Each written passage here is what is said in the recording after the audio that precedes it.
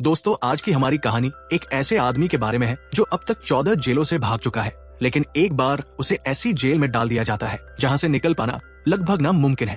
अब ये आदमी इस जेल से निकल पाएगा या नहीं, ये तो मूवी देखने के बाद ही पता चलेगा। तो बिना टाइम वेस्ट किए वीडियो को शुरू करते हैं। मूवी की शुरुआत में हमें एक खतरनाक जेल को दिखाया जाता है जहाँ रे नाम का आदमी जेल से भागने की प्लानिंग कर रहा है। अब हर रोज की तरह रे को खाना दिया जाता है जिसमें उसे दूध का एक पैकेट भी मिलता है। अब किसी को इस बात की भनक भी नहीं होती कि एक साधारण सा दूध का डिब्बा रे के हाथों में आते ही जेल तोड़ने का सबसे बड़ा हथियार बन जाएगा। अब रे उस डिब्बे को फाड़कर उसमें से एक पतली प्लास्टिक की शीट बाहर निकालता है और मौका मिलते ही वो उस शीट को जेल के गेट पर लगे पासवर्ड लॉक के ऊपर चिपका देता है। अब कुछ देर बाद जब गार्ड वहां आता है और पासवर्ड टाइप करता है तो उसकी उंगलियों के निशान उस शीट पर छप जाते हैं। इसके बाद रे एलिमिनेशन मेथड का इस्तेमाल करते हुए जल्द ही सही पासवर्ड का कॉम्बिनेशन ढूंढ लेता है, लेकिन पासवर्ड मिलने के बाद भी उसकी असली चुनौती अभी बाकी थी, क्योंकि गेट के बाहर हाथ पहुंचाना काफी मुश्किल था। अब रे इसका भी एक जुगाड़ बनाता है और टॉयलेट पेपर को पानी में भिगोकर उसकी छोटी छोटी गोलियां बनाता है। अब रे को ये सब कैमरे की नजरों में आए बिना ही करना था और इसके लिए उसने पहले ही गार्ड का डेली रूटीन बहुत ही बारीकी से ऑब्जर्व कर लिया था और उसे पता चलता है कि हर बार जब भी गार्ड उसे सेल में बंद करके जाता है तो वो सिगरेट पीने के लिए बाहर जाता है और इस दौरान मॉनिटरिंग रूम 7 मिनट के लिए खाली रहता था और इन 7 मिनट में ही रे को सब कुछ करना था।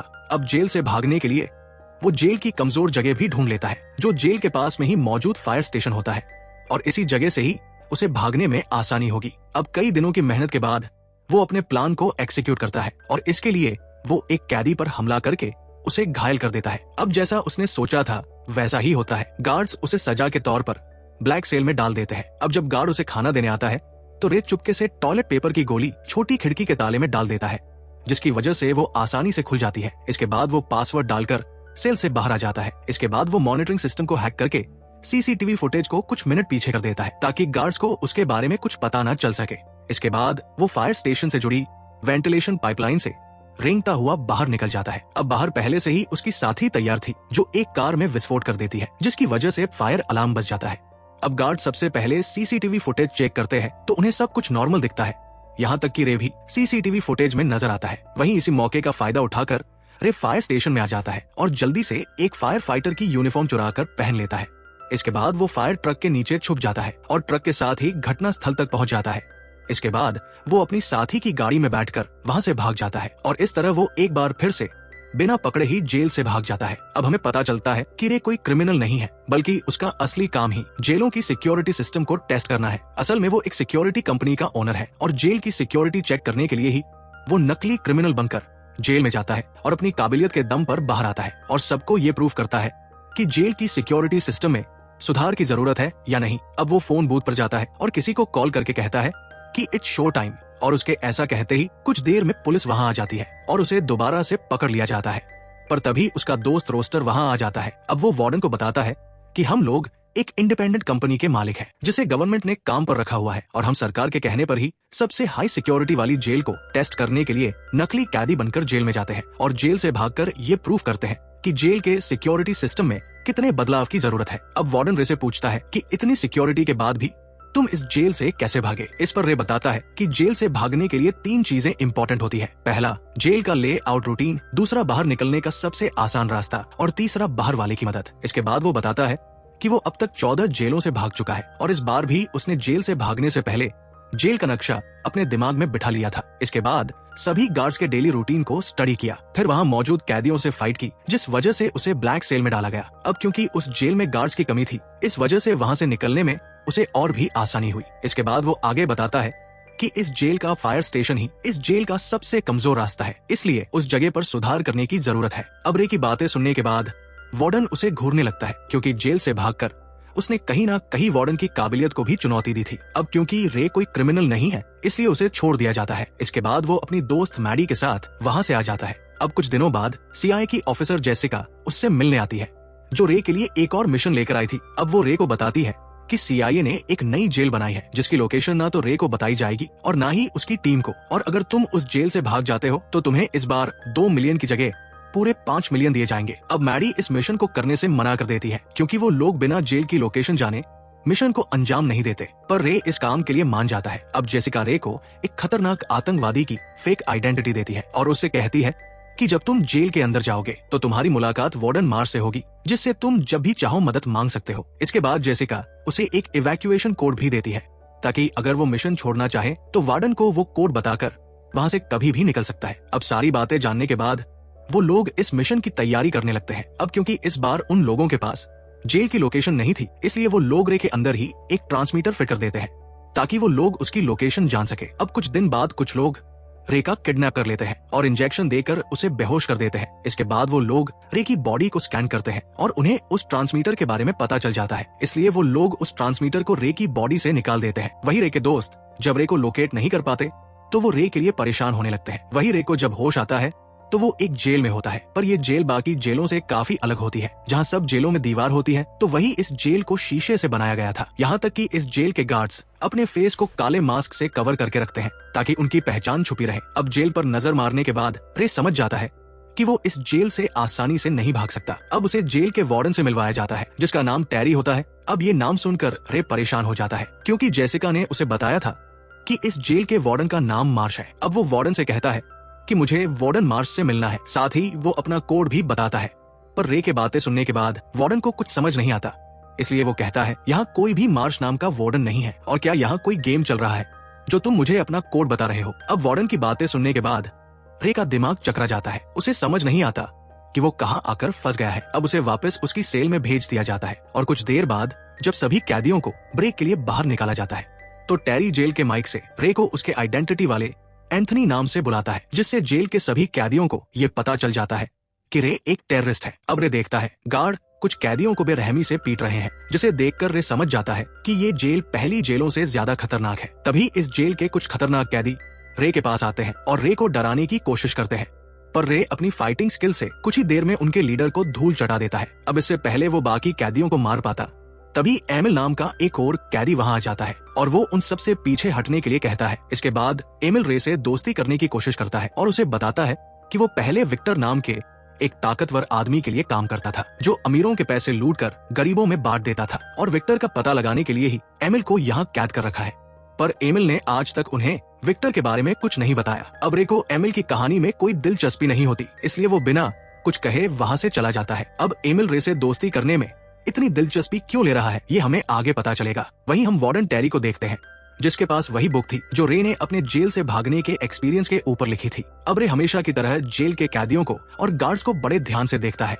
वही एमिल भी ये नोटिस कर लेता है, इसलिए वो रे से कहता है कि अगर तुम्हें किसी भी तरह की मदद चाहिए तो तुम मेरी मदद ले सकते हो, क्योंकि इस जेल में सिर्फ मैं ही तुम्हारी हेल्प कर सकता हूँ। अब ये सुनकर रे उससे कहता है कि वो इस जेल के आइसोलेशन एरिया में जाना चाहता है। अब ये सुनते ही एमिल अचानक से रे पर हमला कर देता है और घुसा मारकर उसे नीचे गिरा देता है। अब रे भी उसे मारने लगता है और जल्द ही उन दोनों के बीच जोरदार फाइट शुरू हो जाती है। अब कुछ देर बाद गार्ड्स वहां आ जाते हैं और उन दोनों को आइसोलेशन एरिया में ले जाते हैं। अब रे देखता है कि आइसोलेशन रूम छोटे छोटे मेटल बॉक्स के बने थे, जिनके किनारों पर बहुत तेज लाइट लगी होती है, जो कैदियों को असहनीय गर्मी से टॉर्चर करती है। अब रे पूरी कोशिश करता है कि वो इस दर्द को सहन कर सके, साथ ही वो उस बॉक्स को भी अच्छे से देखता है ताकि यहाँ से भागने का कोई रास्ता मिल सके। अब कुछ देर बाद डॉक्टर कायरी वहाँ आता है और उसे चेक करने लगता है। अब रे डॉक्टर से इस जेल के बारे में पूछता है कि ये जेल कहाँ पर है, पर कायरी उसे कुछ भी नहीं बताता। अब जब कायरी बाहर आता है तो ड्रैक नाम का आदमी उसे रोक लेता है। इसके बाद वो उससे पूछता है कि अंदर उन दोनों की क्या बात हुई थी। इस पर कायरी झूठ बोल देता है कि वो बस अपनी हेल्थ के बारे में पूछ रहा था। ऐसा कहकर वो वहाँ से चला जाता है। वही एमिल और रे को वापस जनरल एरिया में भेज दिया जाता है, जहाँ रे एमिल से कहता है कि उसे मेटल का एक टुकड़ा चाहिए। इसके बाद वो कहता है कि अगर तुम मेरी मदद करोगे तो मैं तुम्हें भी इस जेल से बाहर निकालूंगा। अब एमिल भी उसकी बात मान लेता है, इसलिए वो जानबूझकर वार्डन के पास जाता है और उससे झूठ बोलता है कि वो विक्टर की लोकेशन बताने के लिए तैयार है। ये सुनकर वार्डन जल्दी से उसे एक पेपर देता है ताकि वो लोकेशन लिख सके, पर एमिल उस पर लोकेशन लिखने की बजाय अजीब सी ड्राइंग करता है, जिसे देखकर वार्डन को उस पर बहुत गुस्सा आता है और उसे टॉर्चर करवाता है। अब टॉर्चर के दौरान ही एमिल जल्दी से एक मेटल ड्रेन कवर चुरा लेता है। अब कुछ देर बाद जब एमिल को वापस भेजा जाता है तो एमिल उस मेटल कवर को रे को दे देता है। इसके बाद वो रे से उसका प्लान पूछता है।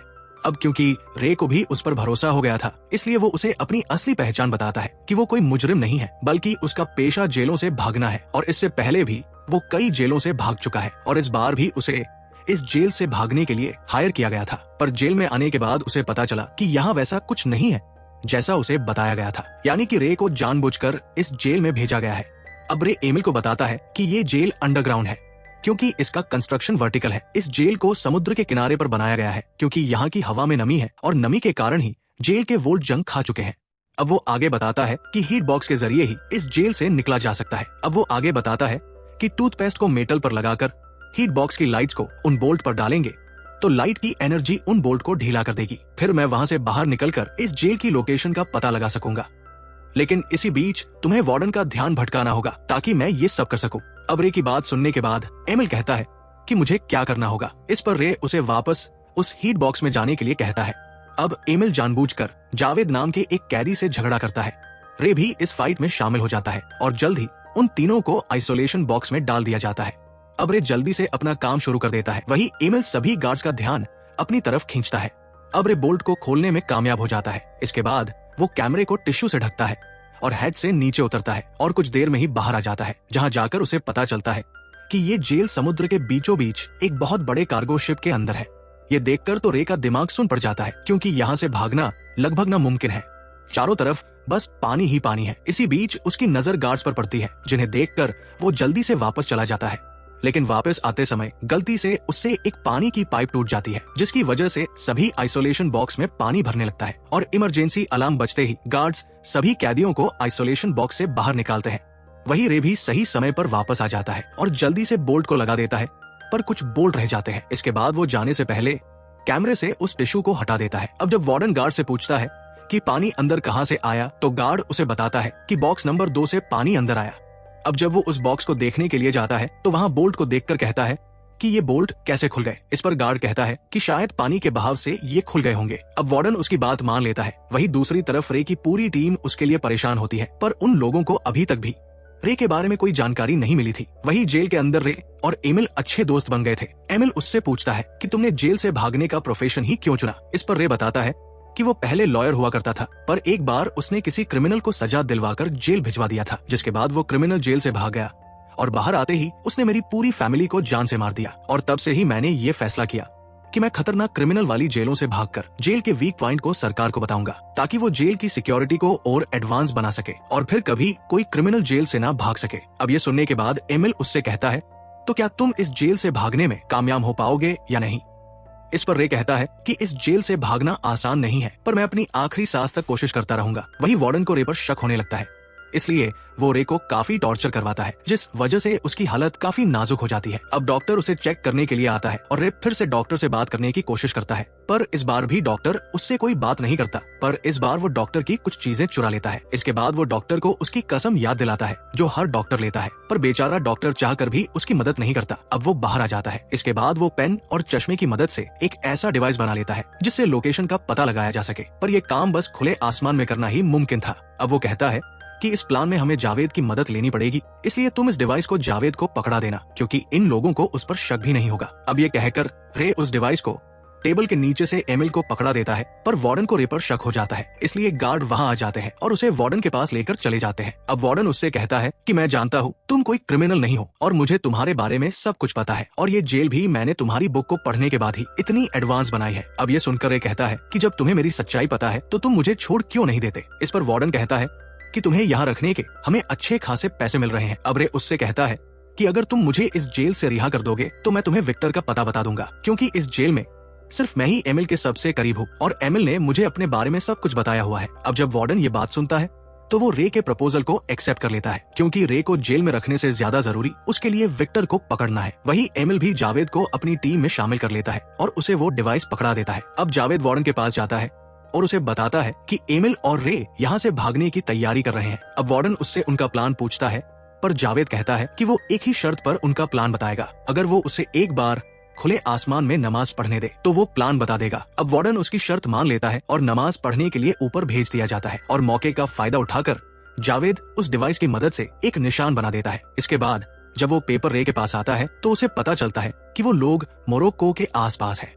ये सुनकर एमिल कहता है कि वो मोरक्को में एक आदमी को जानता है जो उनकी मदद कर सकता है, पर दिक्कत ये है कि उस तक हमारा मैसेज कौन पहुंचाएगा। इस पर रे कहता है कि इस काम में हमें डॉक्टर की मदद लेनी पड़ेगी। अब रे खुद को बीमार कर लेता है और डॉक्टर के पास चला जाता है। इसके बाद वो डॉक्टर को मदद करने के लिए मना लेता है। वही वार्डन जावेद को पकड़ लेता है और उससे प्लान के बारे में पूछता है, पर जावेद उसे बस ये बताता है कि मैंने सुना है कि वो दोनों यहाँ से भागने वाले हैं। अब जावेद की बात सुनने के बाद वार्डन रे पर कड़ी नजर रखता है।